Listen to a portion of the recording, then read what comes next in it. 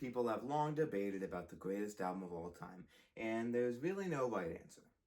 Until today, because I'm bringing math into it, baby, and there's nothing you can do to stop me. I really gotta stop saying that. So, I went through every list that claimed to be the 100 best albums of all time that I could find that came out in 2020 or afterwards. Anyway, I found 8 lists, which doesn't seem like a lot, but that's 800 different opinions that we get to pull from. Anyway, I made a spreadsheet writing down every single one, including the artist, the decade, the album, and I wrote down every single one, and I wrote down where they ranked on each of these lists. Turns out they all actually had pretty similar opinions on what albums should be on the list, but they didn't necessarily agree on where they should be. So I only had to actually write down 300 different albums, so that was a bit of a time saver. But I got rid of all the ones that were only on one list because that feels more like a fluke than an album that should actually be on the 100 greatest albums of all time. Yes, some important albums got snubbed. I don't make the rules. Okay, fine, I make the rules, but I had to. It wouldn't make any sense. I also got rid of albums that came out in 2020 or afterwards because we need the Teal album, but I couldn't possibly let Van Weezer get through. Let's get to the math. Basically, I just found the average rank for every single album and then put it in one list, giving us a perfect list that perfectly shows everybody's opinions.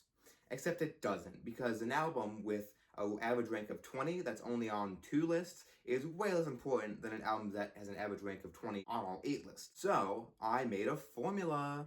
How interesting. You know what you were getting into? We divide 1 by the average to give a higher score to the lower scores because the list appears on 1 is better than 5 to give a higher score to albums that are on more lists. You can disagree with my process, but it's my video, so we're doing it my way. And I'm gonna get to the best album in a minute, but I actually found a lot of other interesting things by doing this. Like, for example, the 3 best decades are the 70s, 90s, and 60s. If we base that off of how many albums from each decade is on the top 100, then the 70s actually beat the 90s by quite a bit, by 7 albums actually. So the 70s has 7 more albums than the 90s on the top 100. We can also do the same thing for year, giving us 1971 as the best year of all time, which isn't really surprising. If you've been around music discourse for a while, then it kind of makes sense. A lot of people say that 1971 is the best year in music, and so yeah, that wasn't too surprising. 7 out of the 100 albums were from 1971, which doesn't seem like a lot, but that is 7% of all the albums, so. Second place, though, was a huge surprise to me. 1989? Why was 1989 such an important year?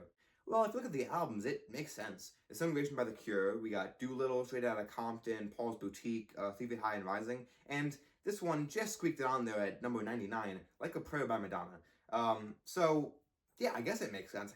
And then 67 and 97 tied for third. For artists, only 2 artists had 4 albums on there, the Beatles and David Bowie, making them tied for first. And honestly, that wasn't too surprising for us, was it?